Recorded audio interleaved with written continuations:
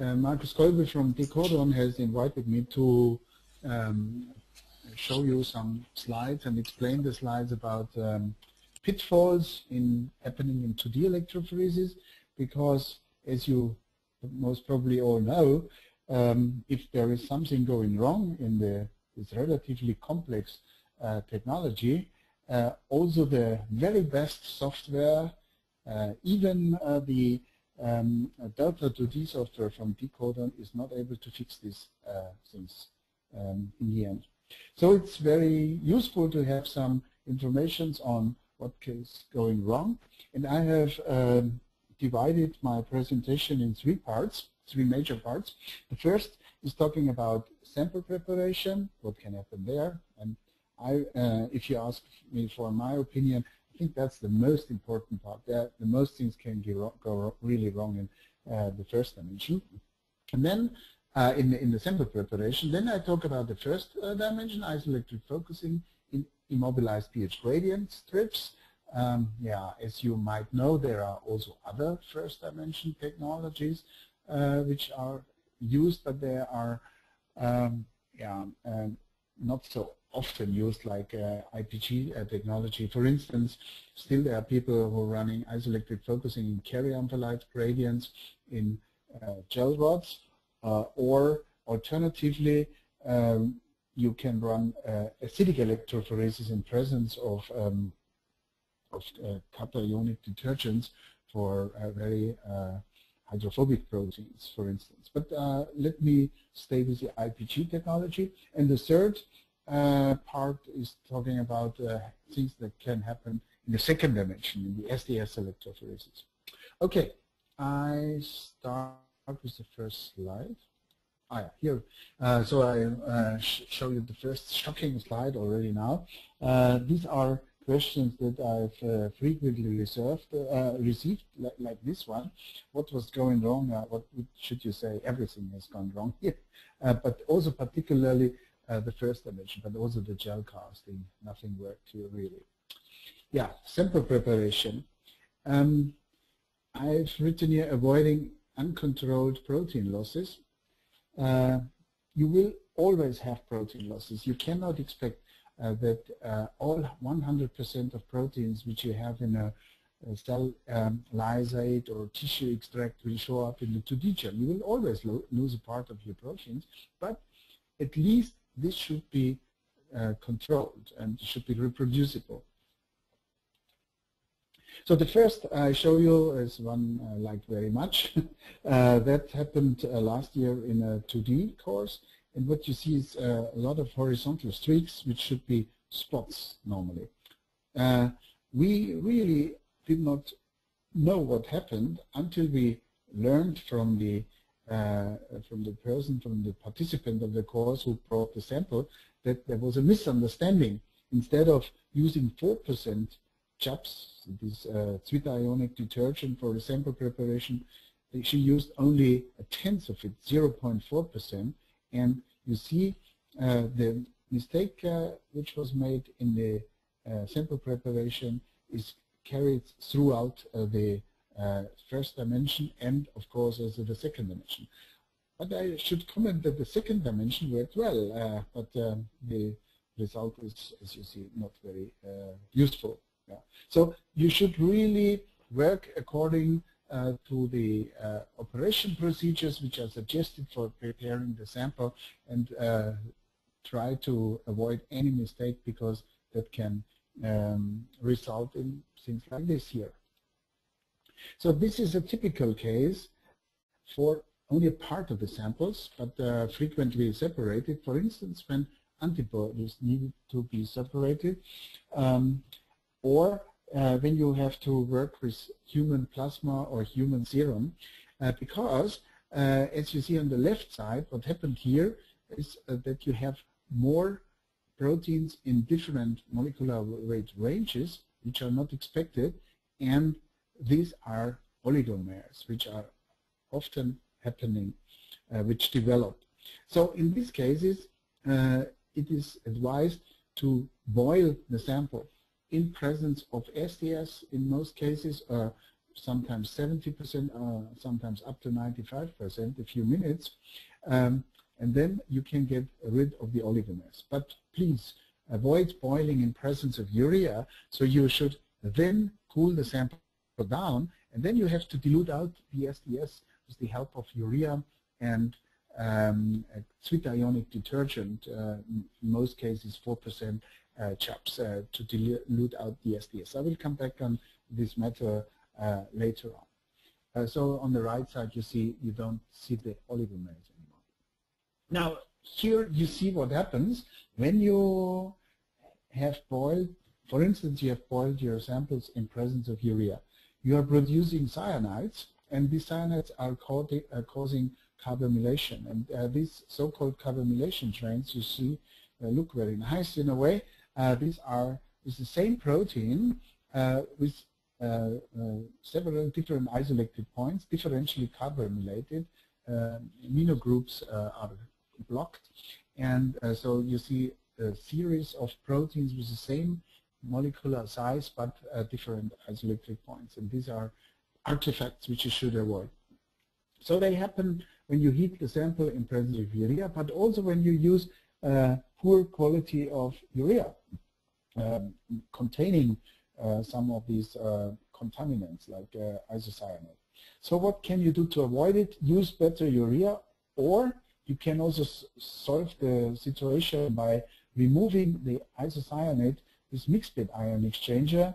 For instance, you can use Serdolit mixed bed NB1, and in this way remove the charged molecules from your sample. Yeah, okay. What you see here happens quite often because people who are analyzing cell lysates are washing their cells with phosphate buffered saline, PBS.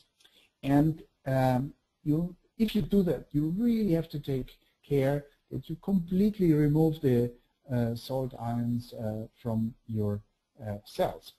This is not always so easy as it sounds. And then happens what you see here on this picture. Sorry that we have a little bit displacement of the marking of 3 and 10.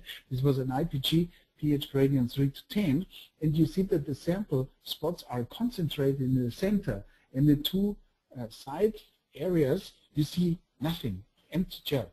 The reason for this is that the ions of the PBS, the anions and the cations, are in a relatively high concentration, and in the IPG strip they are collected close to the anode and close to the cathode. And these areas you have very high conductivity, so there is no longer any field strength available to migrate the protein spots to their isoelectric points. And this is the reason why you see only spots in the center. What can you do to avoid this? You can, of course, wash your cells with the PBS, but to be on the safe side, you should add some, I would say, 2 more washes with the solution I have indicated below, 250 millimolar sucrose, pH 7 with 10 millimolar tris. And this way, the cells don't become destroyed, and but you get rid of all the salt ions and you get much better separation.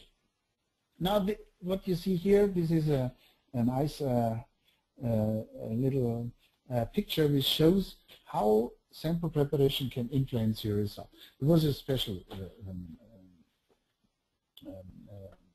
sample here, Drosophila larva extract, and it was treated in 3 different ways. On the left you see this would be a standard homogenization in 8 molar urea, 4% chaps.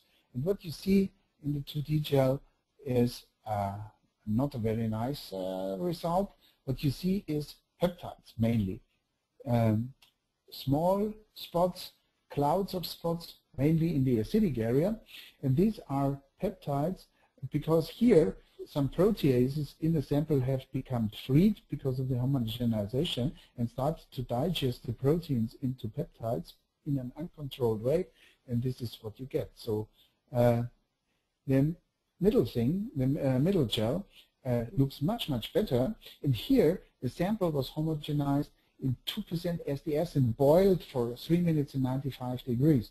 And you see that works very nicely in this case.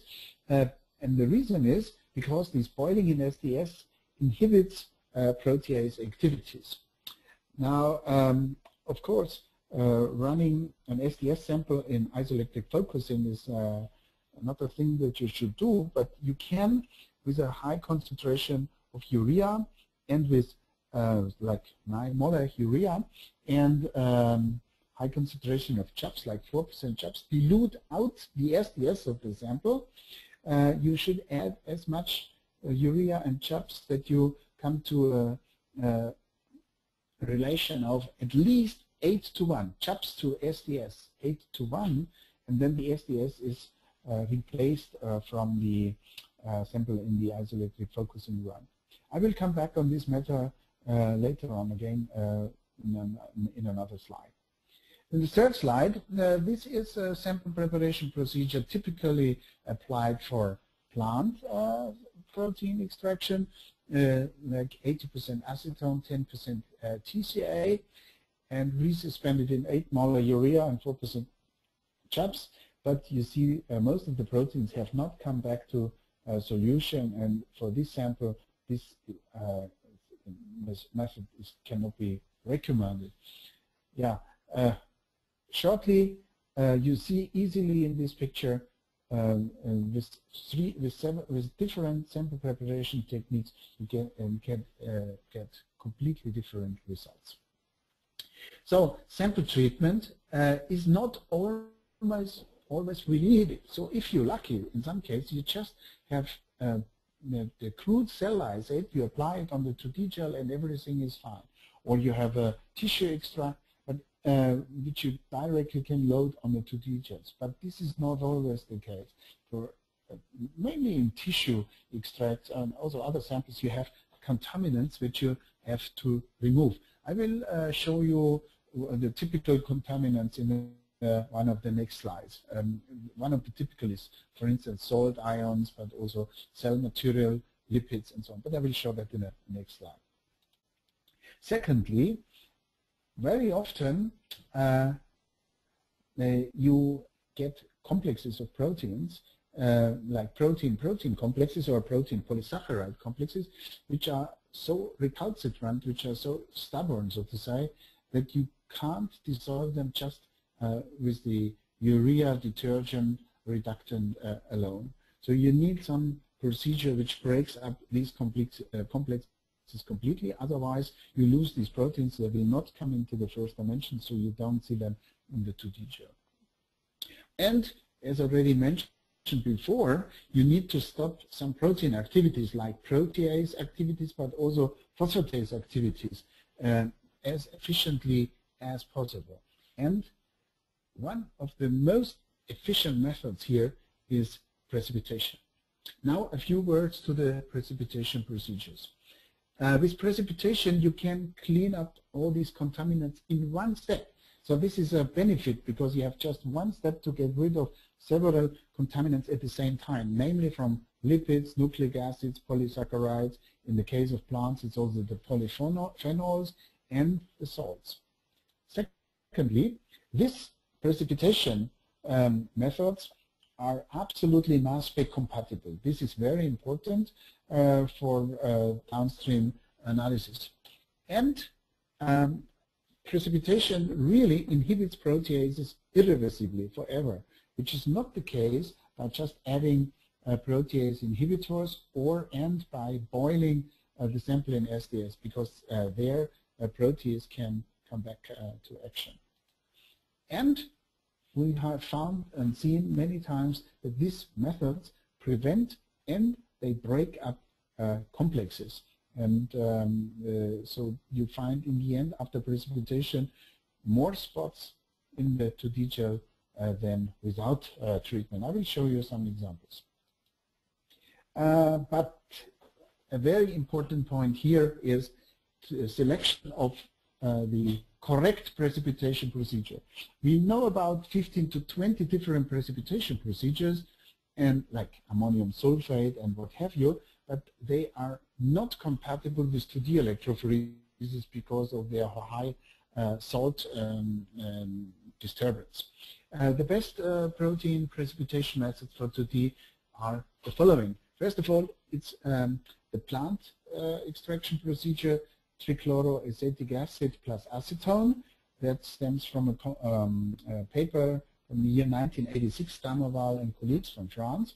It's also quite useful for enrichment of basic proteins, but it has the drawback of losing acidic proteins, and so it's not for every sample. It's not recommended for every sample. A very efficient method and widespread used method is the one from 1984 by Wessels and Flügge using methanol and chloroform precipitation. This has become standard method in many proteomic labs in core facilities where they get many different samples. And yeah, you should. It's funny. Nobody can explain why, but it works mainly in it works only in 1.5 milliliter Eppendorf tubes. Don't try it in smaller or in larger ones. It just doesn't work, and nobody knows why. The third method recommended could be trichloroacetic acid, a detergent. This is the oxycolate usually, and acetone combined. These are sold often as a commercial kit by several companies, and that's also quite good method.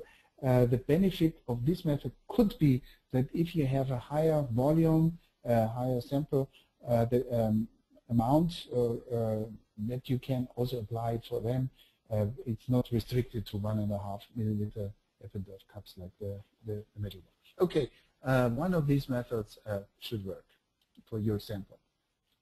Now I'll show you a few more examples. Here you see also plant proteins and stained with Coomassie, and here the crude sample was applied to the 2D gel, and you see in the acidic area the blue background, and that comes mainly from polysaccharides and stained with Coomassie.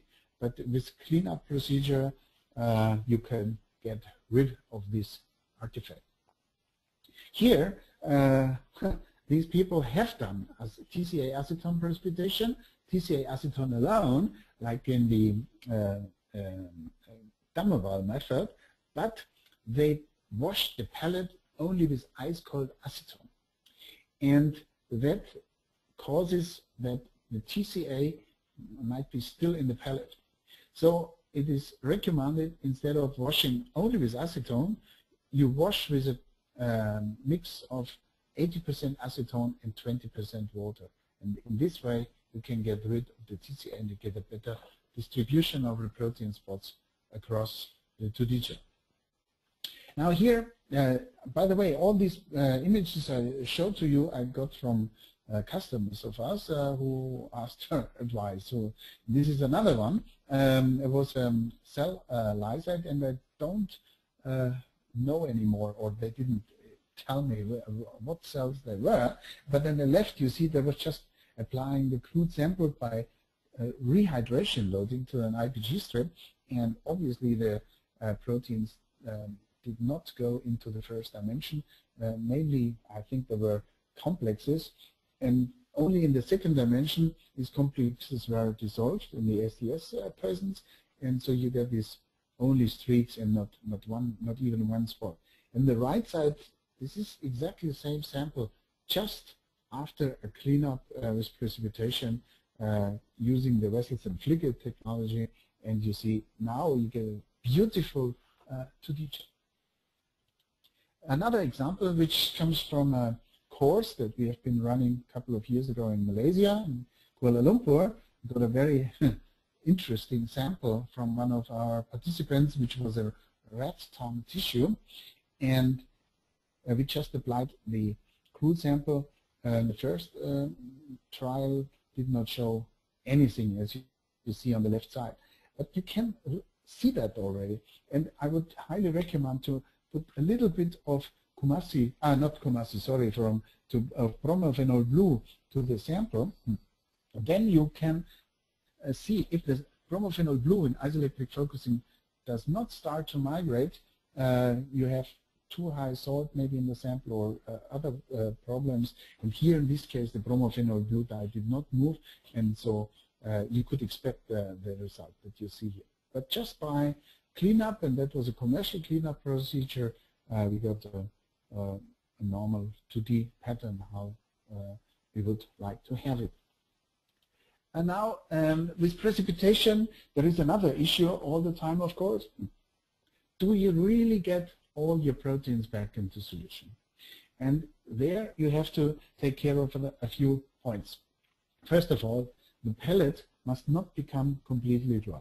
So some people remove the acetone, for instance, by using a speedwalk centrifuge, vacuum centrifuge. And when you run that too long and the pellet becomes completely dry, proteins will not come back into solution. So take care that pellet is never getting completely dry.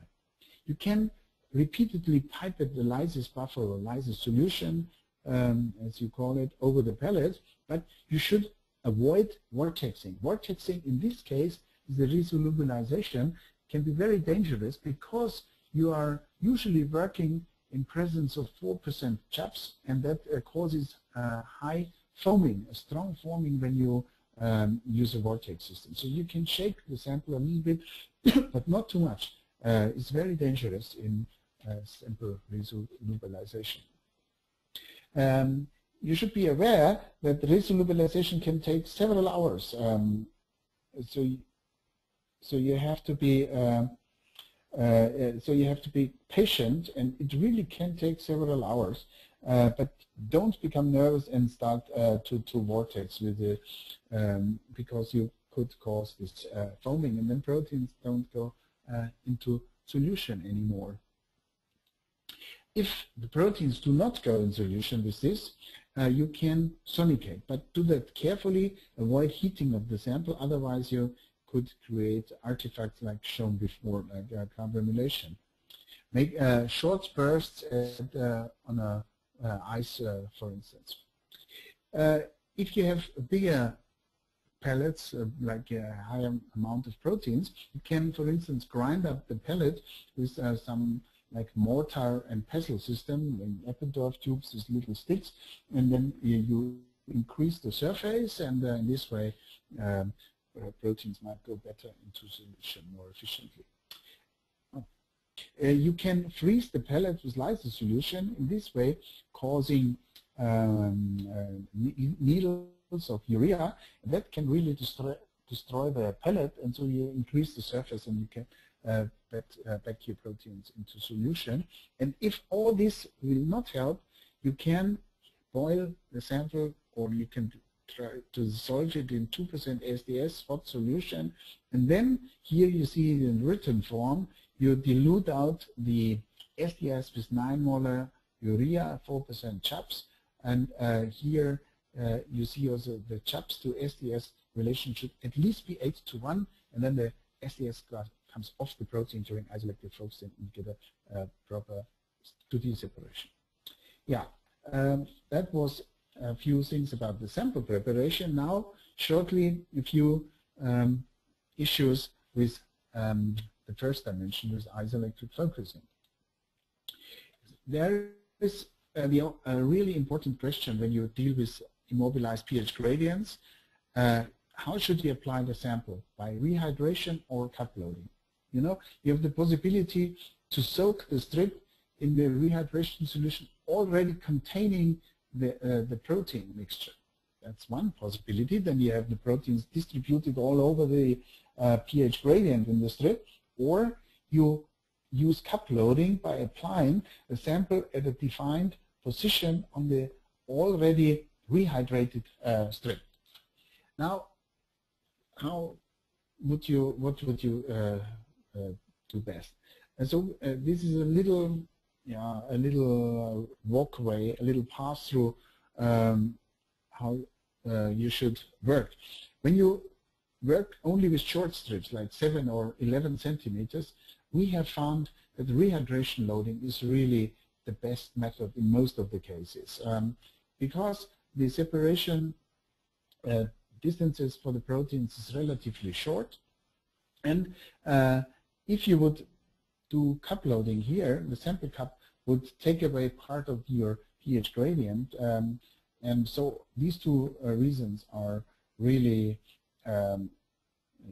showing that rehydration loading would most probably be the best technique, but not when you have a basic pH gradient. So in general, when you just have a strip with a basic pH gradient like 6 to 10 or 6 to 9, we would only recommend cup loading on the already pre-rehydrated strip at the anodal end.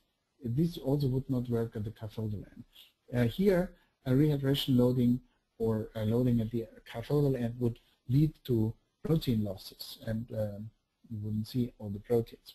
And when you deal with long strips, 17, 18, or 24 centimeter, we have found that in more than 80% of the cases, cup loading on an already pre-rehydrated strip is really giving, in most cases, the best results. But that does not mean that this method is ideal for all samples. So I would highly recommend to try it out for a new sample type. It might also be that cathodal application or rehydration loading might give you better results. I show you just one example of a quite tricky case.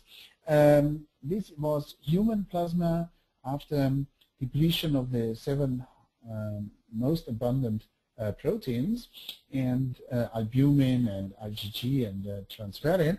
And what you see here, typically, that rehydration loading or anodal cup loading gives you completely different result.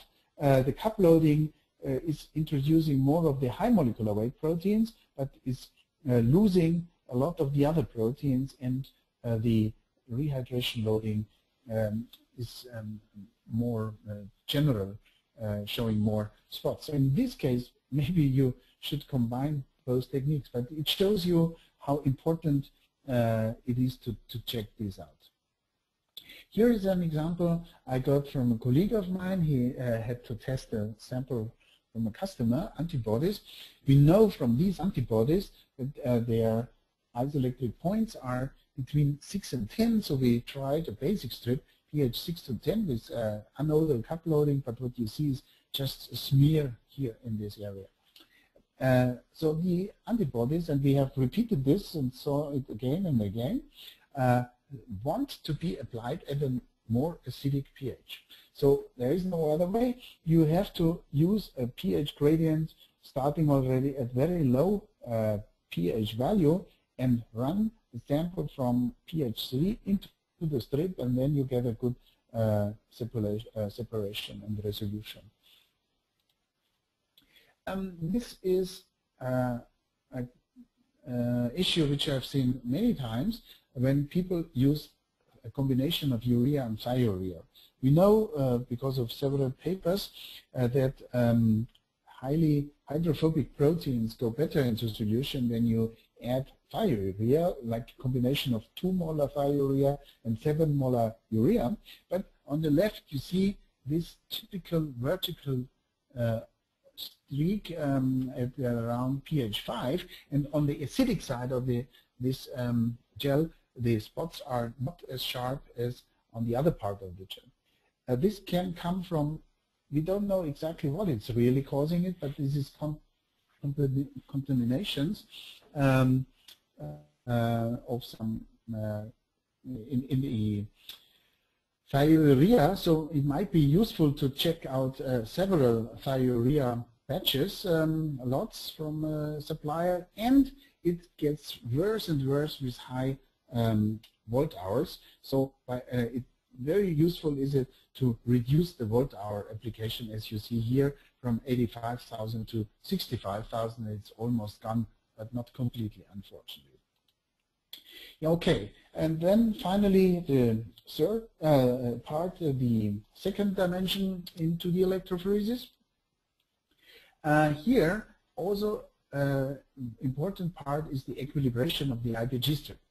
So prior to SDS electrophoresis, the strips are equilibrated in a buffer, tris chloride pH 8.8 containing 2% SDS, 6 molar urea, 30% glycerol, bromophenol blue, 1 times 15 minutes in presence of 1% DTT, dithiothiazole, and another second step with 15 minutes with 2% iodoacetamide. This has been optimized by the group of Angelika Görg a couple of years ago, and many people are following this procedure very successfully. With this, you cover and unfold polypeptides. You have a tool against electroendoosmosis effects. These EEO, electroendoosmosis effects, come from fixed negative charges in the strip, because the strip is equilibrated in a basic buffer. So the acidic buffering groups, which are fixed to the matrix, become negatively charged.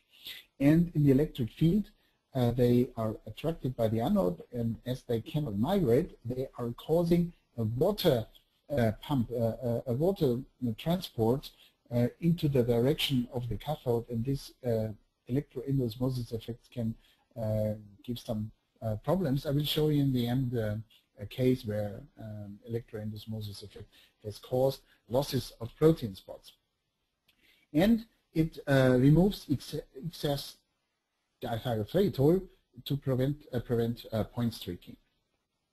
There was a paper a couple of years ago, 2005, which showed that for very hydrophobic proteins, increase of the SDS content has helped to get the proteins more efficiently into the second dimension. Here they used 10% SDS and a larger volume of solution, which means they have formerly only used about 4 milliliter, and they've increased it to 10 milliliters. Usually long strips are equilibrated in 6 milliliters. Don't use much less equilibration solution in general.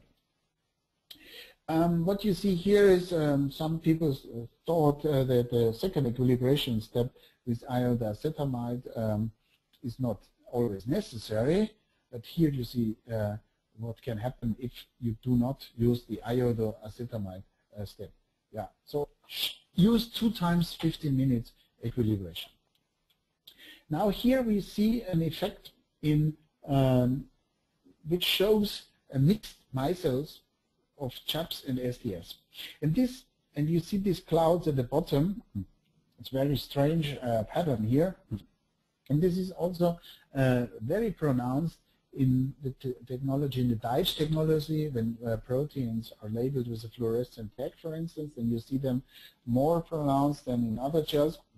And particularly when you use tris-trisine buffer instead of tris-lysine. Tris-trisine buffer has the benefit of separating also smaller proteins, peptides, but increases this effect of these clouds in the front. We have always advised to reduce the content of the CHAPS in the IPG strips down to 2 or less percent. Only have 4% CHAPS in the sample, so reduce this effect.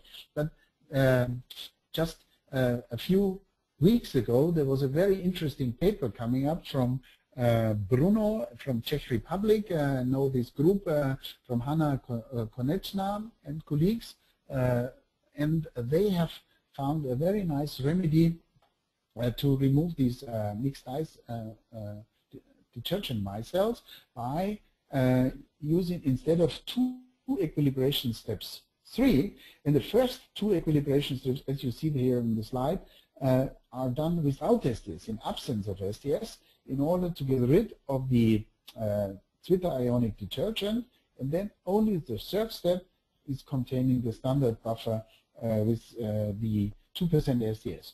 If you would see issues here with protein solubility, we have in some cases helped the people by increasing the SDS content to 6% SDS instead of 2. So also in this procedure, maybe it can lead to an improved transfer of proteins from the first into the second dimension. That was a lab-made gel where the technology ran very well until to this day, when the TMIP became too old because of the opening and closing. The TMIP bottle over the years will contain more and more water, and from one day on it doesn't work anymore. So it is a good advice to use new TMIP once a year, every year, a new TMIP bottle. I think that would help a lot. And that was an issue where we were chasing the issue for more than 2 weeks for the customer. In the end, it turned out that it was a bad quality of tris, so the supplier has supplied this customer with a bad batch of tris, and so if this streaking of the spots shows up, it can also come from a bad quality of tris. So don't try to save money on the reagent quality. It's really very important to have good reagents. Here, that was also not so easy to find out what happened here. Finally, we found out that the people here, they used the gel strengthener, and in this way they got double and triple spots. And we have then seen more cases like this. Some of these effects was also called snowman effect. There was also double spots with a small and a large spot in each position. So when you use gel strengtheners just to avoid cracking of gels to make them more elastic, can be dangerous that you got artifacts like this. Now here, there was a depletion of glycine, not enough glycine in the upper buffer tank, or too small volume of the upper buffer, and then you get a second front here in the high molecular weight area. So try to have a high volume of cathodal buffer, fill it up to the edge. That's my most liked picture. This I prefer. It looks really funny. And here there was a depletion of STS. Was not enough STS in the upper buffer tank, and this can cause this terrible streaking in the second dimension. Here there was then a customer who wanted to do it really well, and he increased the concentration of glycine and STS in the upper buffer, but you see also this did not help very well. So here they created a second front. So don't increase the buffer concentration. It can cause this effect. That was what I announced already, an electroendosmotic effect. In this case, the customer thought when he was doubling the amount of gels he was running in parallel, he should also double the voltage. But this was, of course, just the wrong thing. You must not double the voltage. You must double the power and the milliamps that you apply on the gels. And what happens when you use too high voltage in the beginning, you increase the electroendosmosis effects, and most of the proteins go into this direction just by the water transport. The water transport is then more efficient than the electrophoretic migration coming from the electroendosmosis effect. And that's my almost last slide. It shows when you try to stain a high protein concentration, when you have loaded a lot of proteins, like 400 microgram proteins on a 2D gel, and try to stain them with silver, you get all these negative spots, and the software cannot quantitate anymore. You get these volcanoes or donut called spots. Yeah, the last slide I received from Dr. Schauke Hoving from Novartis in Basel, and this is how 2D gels should look like. This is a beautiful gel, I must really say. This is how we want the results, but I have to say that will not always work. It highly depends on the sample. There are samples with some very highly abundant proteins, and then you can never expect to have such a nice gels, but we all try to come to get in this direction. Okay, that is what I wanted to show you in this short time for our webinar, and thank you very much for listening and watching.